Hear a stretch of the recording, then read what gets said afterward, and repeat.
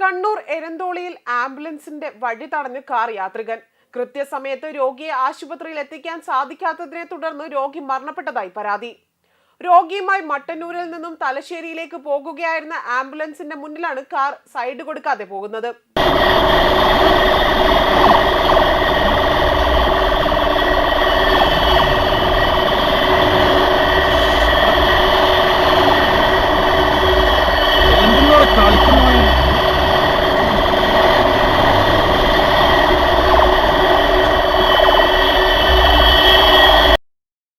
കതിരൂർ നയനാർ റോഡിൽ എത്തിയ ആംബുലൻസിന്റെ മുന്നിൽ KL 58 AK 3777 നമ്പർ അടങ്ങിയ കാറാണ് സൈഡ് കൊടുക്കാതെ പോകുന്നത്.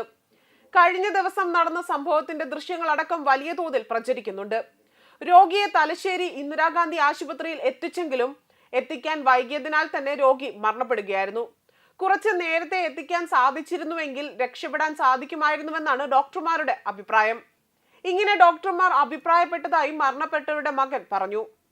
മട്ടന്നൂരിലെ ആംബുലൻസ് ഡ്രൈവർ ശരത്താണ് ആംബുലൻസ് ഓടിച്ചത്. രോഗിയുടെ മകനും കൂടെയുണ്ടായിരുന്നു. പോലീസിനും RTOയ്ക്കും ഇപ്പോൾ പരാതി നൽകുമെന്നും മരണപ്പെട്ട വ്യക്തിയുടെ ബന്ധുക്കൾ വ്യക്തമാക്കിയിട്ടുണ്ട്. അതേപോലെ തന്നെ നിരത്തിലൂടെ വാഹനം ഓടിക്കുമ്പോൾ ഒരു ആംബുലൻസ് കടന്നു പോകുവാനായി വഴി ഒരുക്കേണ്ടതാണ്. റോഡിൽ ആംബുലൻസ് കടന്നു പോകുമ്പോൾ ചില പരിഗണനകൾ പൊതുജനങ്ങൾ നൽകേണ്ടതുണ്ട്. ഒന്നുകിൽ നമ്മളുടെ വാഹനം വേഗത കുറച്ചുകൊണ്ട് ഒരു സൈഡിലേക്ക് മാറ്റി നിർത്തേണ്ടതാണ്. ആംബുലൻസ് കുറുകെ വാഹനങ്ങൾ ഓടിക്കാതെ ഇരിക്കാനും ശ്രദ്ധിക്കേണ്ടതാണ്.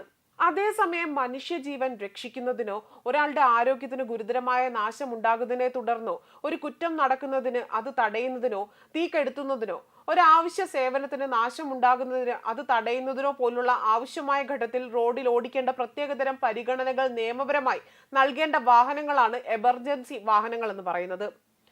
മോട്ടോർ വാഹന ഡ്രൈവിംഗ് റെഗുലേഷൻ 2017 കൃത്യമായി അതിന് ലഭിക്കേണ്ട മുൻഗണനകളെ പറ്റി പ്രതിപാദിക്കുന്നുണ്ട്. ഇത്തരം വാഹനങ്ങളെ പെട്ടെന്ന് തിരിച്ചറിയുന്നതിന് ഫ്ലാഷ് ലൈറ്റുകളോട് കൂടിയുള്ള വിവിധ നിറത്തിലുള്ള ലൈറ്റ് പിടിപ്പിച്ചിട്ടുണ്ടാവും. അതുകൂടാതെ തന്നെ വ്യത്യസ്തമായ ശബ്ദമുണ്ടാക്കുന്ന ഹോൺ ഇതിനുണ്ടാകും. എമർജൻസി ഡ്യൂട്ടി സമയത്ത് ഇവ രണ്ടും പ്രവർത്തിപ്പിച്ചിരിക്കണം. ഏതെങ്കിലും കാരണത്താൽ തന്നെ ഇവയെ മറ്റു വാഹനങ്ങളുടെ ഡ്രൈവർമാർക്ക് കാണാൻ കഴിഞ്ഞില്ല എങ്കിലും ശ്രദ്ധിക്കപ്പെടാനാണ് ഈ സൈറൻ മുഴക്കേണ്ടതുള്ളത്. ഇത്തരം വാഹനങ്ങളുടെ ശബ്ദമോ വെളിച്ചമോ ശ്രദ്ധയിൽപ്പെട്ടാൽ തന്നെ അവയെ സെക്കൻഡുകൾക്കകം തന്നെ തടസ്സം കൂടാതെ തന്നെ അത് കടത്തിവിടാനായി തന്റെ വാഹനം ഒരു വശത്തേക്ക് മാറ്റി നിർത്തിക്കൊണ്ട് നിയമപരമായി ഓരോ ഡ്രൈവർമാരുടെയും കടമയെന്ന് പറയുന്നത് ഇതാണ്.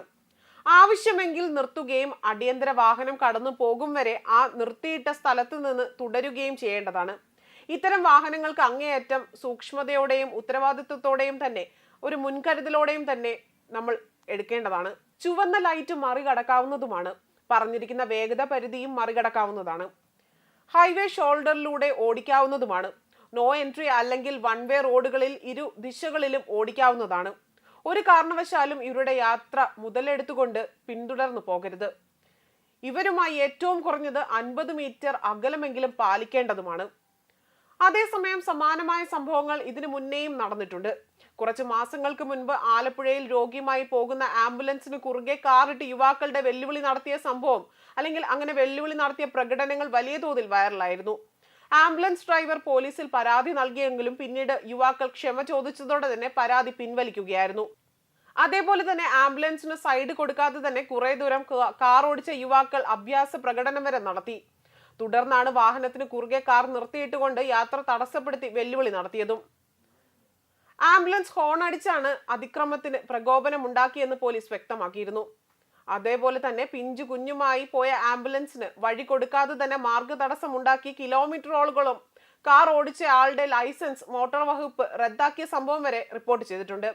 ആലുവ സ്വദേശിയായ നിർമ്മൽ ജോസിന്റെ ലൈസൻസ് ആയിരുന്നു റദ്ദാക്കിയതും.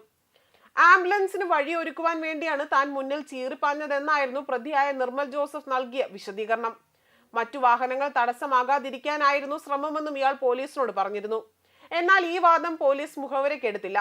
സംഭവത്തിൽ നിർമ്മലിന്റെ ഡ്രൈവിംഗ് ലൈസൻസ് അടക്കം സസ്പെൻഡ് ചെയ്യുകയാണ് ഉണ്ടായതും.